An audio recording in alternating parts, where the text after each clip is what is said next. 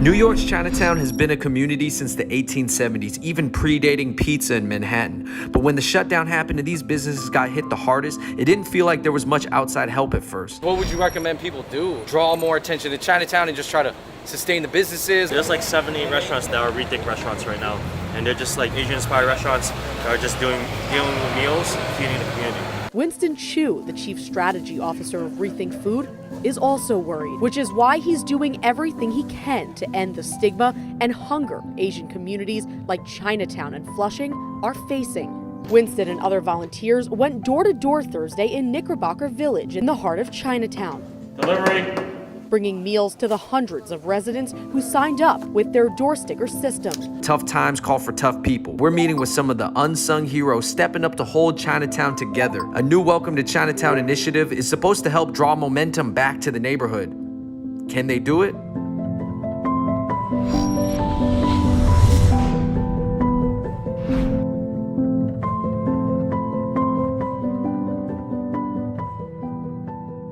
Hey. Guys. Hi. We are here with Jen and Victoria from Welcome to Chinatown. What motivated you guys to start this? Because you guys recently started this nonprofit during the pandemic, right? We believe that Chinatown small businesses are the microcosm of the neighborhood. Like, they're really the ones that maintain and preserve the culture of the neighborhood. So it's finding resources for them and helping them identify ways that they can not only just like live throughout the impact of COVID, but also identify new revenue streams for them to sustain like what's to come. One of our most successful initiatives, which was Feed Our Heroes. So it was raising money for donations that could purchase meals for essential workers. We were looking for something that could have consistency across the board. So to date, when we wrapped up our Feed Our Heroes initiative, we raised over $150,000 that went back into Chinatown businesses. My like identity and my experience is like really rooted in Chinatown. Right now we're at 46 Mott Bakery and we're going to chat with Patrick Mott. During New York City's pause, Patrick has been feeding the Chinatown community every single day with free meals, serving upwards 300 to 400 meals a day. Businesses like this need to exist because it still serves that community of older population. So this is why, you know, Patrick's spot is special. Hey, what's up, Patrick? 46 Mott is like your average Chinatown bakery that keeping it old school but with a touch of new. For growing up here, you see stores close down all the time, but when they close down, you remind yourself when you get over how much will you miss this place. It's that nostalgia that I want to keep in Chinatown. During COVID, tell us about what that was like and what made you decide to serve the community. I started making 100 meals a day with the help of our assemblywoman to give out to anyone who needs it, especially the homeless and the elderly in the area. But that just kind of blew up and I started doing 300 to 450 meals a day, and I've been doing it for 2 months straight. It was literally the community coming together, helping the community. It will be an uphill battle, but at the same time, it doesn't hurt to try. I started this conversation and now people are more aware of what's going on. Some heroes serve 豆腐饭, right? Just remember that. 你常常来这里吃，你这么传统？给我老板买的。我是北京的，所以我一般很少吃这样的东西。这里没有煎饼。没有煎饼，没有包子，没有饺子。如果有就好了，可惜没有。 What do you think about some businesses that might not reopen again? You think people will come back eventually? Yes. Okay. Chinatown is Chinatown. No one can change it. People will come back. Come down to 46 Mott, come check it out.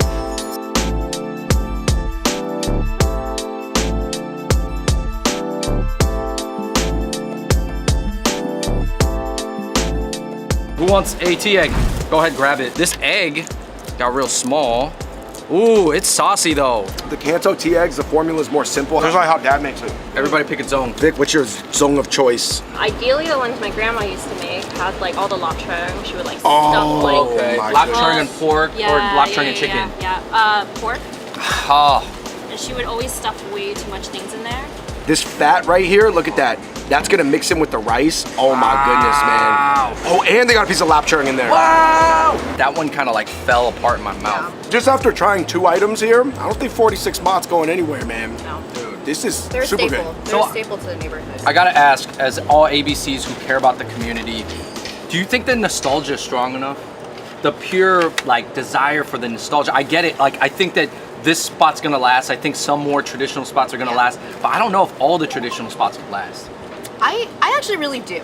Like, I had my doubts too, but I do. Part of the thing that does need to change is they need to be open to modernizing areas where they're okay with modernizing. You mean like marketing or even the decor or signage? Yeah, Okay. and just like putting their name out there, because it's so typical of Chinese people to not want credit for their work and just to like kind of stay behind the scenes. We didn't want to come in as saviors of any sorts. Like, we wanted to come in as partners. We actually created a set of values for our initiative, and that's one of them. Is we're not going to come in and tell you what to do. We want to work alongside you, understand like what's meaningful to you, and then build a brand around that. And they've become a lot more susceptible to like knowing that we'll partner with them. They're much more open to that change, because change is hard. We saw so much outpouring love for the community. Even if, you know, they weren't in the neighborhood, they still wanted to find a way to support the neighborhood. All right, we're finishing up here at 46 Mott, and it was so cool to talk to Patrick about his mission and kind of what he's been able to do during this whole time. Our next spot is Wok Wok. Nostalgia, tradition, and community. That's what keeps Patrick driving forward. You can tell that he wakes up every day with a mission in mind. He could be reselling Supreme or working an accounting job, but he's serving traditional food for the community and the elders. You know, the soul of Chinatown. So we were talking about how resilient this neighborhood is, right? And so you start to see it in the way that they're like putting, you know, they're being scrappy, they're putting together their own outdoor dining areas and everything like that. So it's hopeful. Like, more than anything, it's really hopeful of what's to come. Hello. Hello. This is why, you know, it matters to stay informed and learn more about like the people behind the community, like who's advocating for, like who's actually advocating for you. That's a big thing that we learned. We closed the first week because we don't know what's going on, right? And then after a week, we decided to reopen it. Once the restaurant closed down, it's very hard to reopen it. I love the kitchen food, all this stuff, you know. I'd rather try to stay open and see what happens.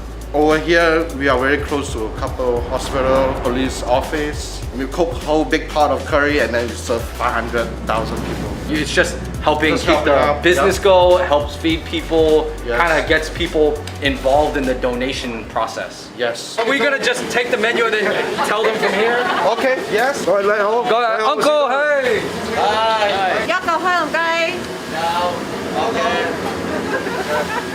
All right, we got our spread here at Wok Wok. I think Eric was so kind, man. He brought out the works for us. He busted out a dish I've never seen before. You guys smell this? It's called stinky bean and chicken. Smells good, actually.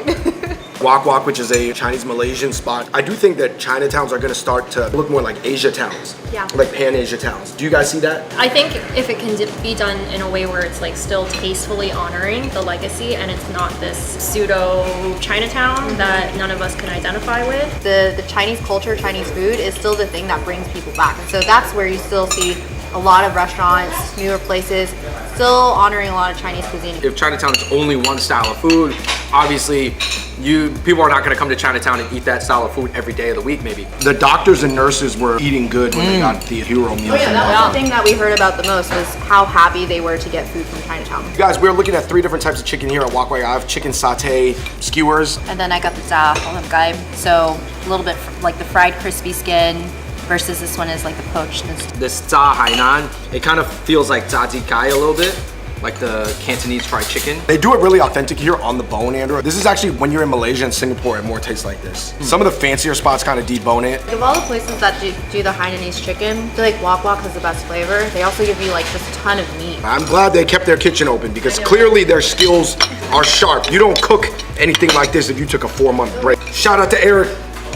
Shout out to you, bro. Thank you. You hit a home run. There's a drink down there. The pink one is the bandang. That's a very popular drink in Malaysia. What do you think about it? It's good. It's like not too sweet. Has a pretty unique rose flavor to it. I like the herbal jelly in it. This was delicious. This is like one of the most modern spots that is like sort of part of the Chinatown narrative, right? But I think the next spot we're headed to is one of the oldest spots that's part of the Chinatown narrative. Yeah. All right, let's go to Hop Key. I welcome everybody to come here to open a restaurant, any kind of different kind of food. But I still think authentic food will still be a staple food for Chinatown here. Despite Eric reopening and increasing his presence on delivery apps, he wonders how long the lack of office workers and lunch crowd will affect his business. I mean, it just goes to show you that even good restaurants are still struggling. And in the meantime, he'll continue to break even on supplying meals to the nearby hospital workers.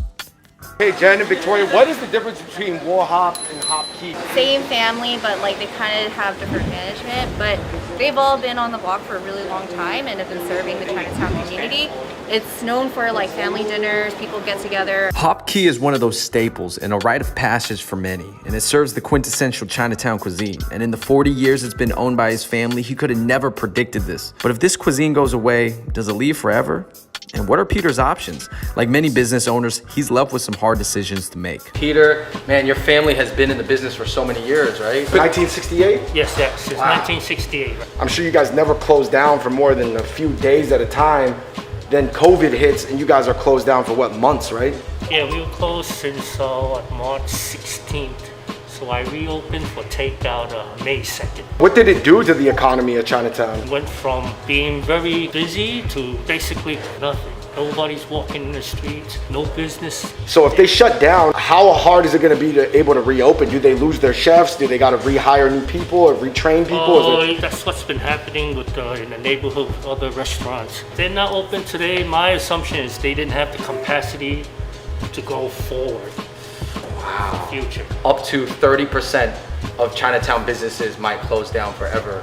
Do you think that number is lower or higher than the reality? Well, I think that number is pretty much towards maybe 50%.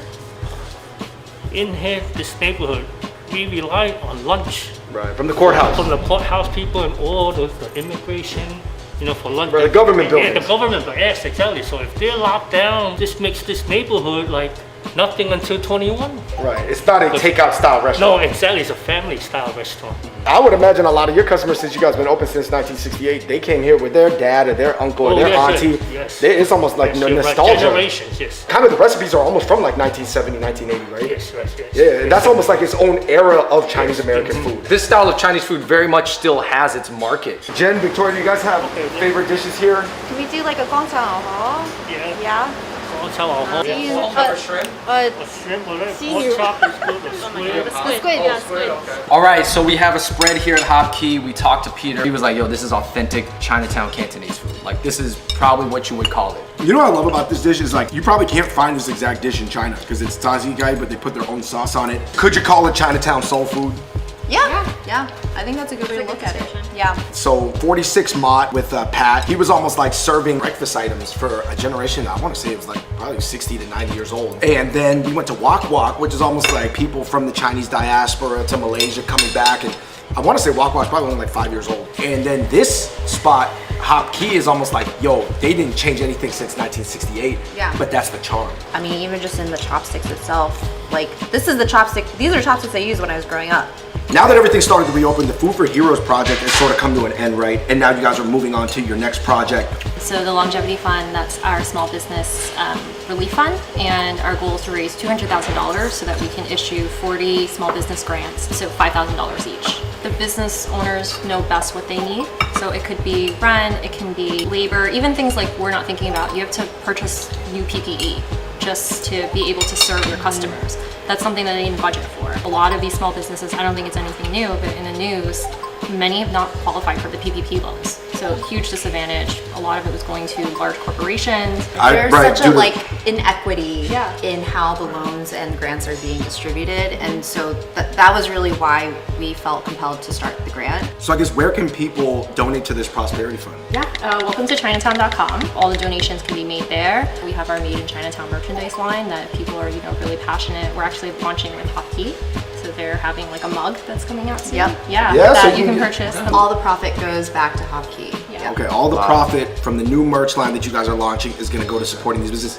Real quick question, obviously some people are going to be out there. How do you pick the businesses that are going to get the grants? Like, what's the criteria? Whether there's like socio-economical, cultural challenges that prevented these businesses from applying for the loans, that we're going to look at that, and then as well too, how do they fit back into the Chinatown community? So are these small businesses ones that serve our working class community? They contribute to like the legacy, the heritage. Those are the ones that we're going to prioritize. Do you really think that this is like the role that a lot of like second generation ABCs can play, because I think a lot of them don't necessarily want to take over the family business, or they don't want to open up a business in Chinatown, but they can contribute to something like this. Yeah, or even telling stories, you know, that short storytelling component. I think that this is a story that can be like replicated across other Chinatowns or any town. Chinese people have kind of had a reputation for more like, yo, I'm just gonna take care of me and mine. You guys are kind of like, in a way, breaking from that. Chinatown's the home to my identity, and it's the home to where I live now. So that's just why I'm so passionate about it. Welcome to Chinatown,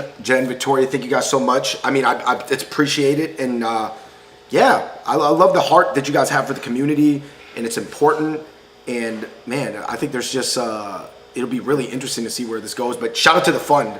I'm good. We're gonna contribute to that fund. Thank you guys for coming to experience the Chinatown the way that we see it, and you know, speaking with the people that make this neighborhood what it is. You know, with videos like this, our goal is not to just make you sad and worried. It's really to highlight the people who are trying to make something happen, the people who are trying to communicate with different generations, which is maybe something that hasn't really been done before. If you look at the silver lining, leadership amongst Chinatown is growing, the community is stronger than ever, and it's activating a lot of the second generation that wasn't stepping up before. Now, struggle often breeds unity, and Chinatown has been around for more than a century, and I think it'll be around for a lot longer. Thank you everybody for watching that video. Check out the link down below for the Longevity Fund. Welcome to Chinatown. Check out the cause. Maybe you guys, if there's nothing like that going on in your local Chinatown, maybe you could do it. Hopefully this video inspires you guys. And if nothing else, guys, I know, you know, different people's in different situations, order takeout. And until next time, we out. Peace. Are you worried at all with the whole COVID thing? Like Chinatown's gonna change permanently and a lot of the businesses are gonna close down and never come back? No, I am a nurse. For me, it's about education. If you know what is the thing, you don't have to worry.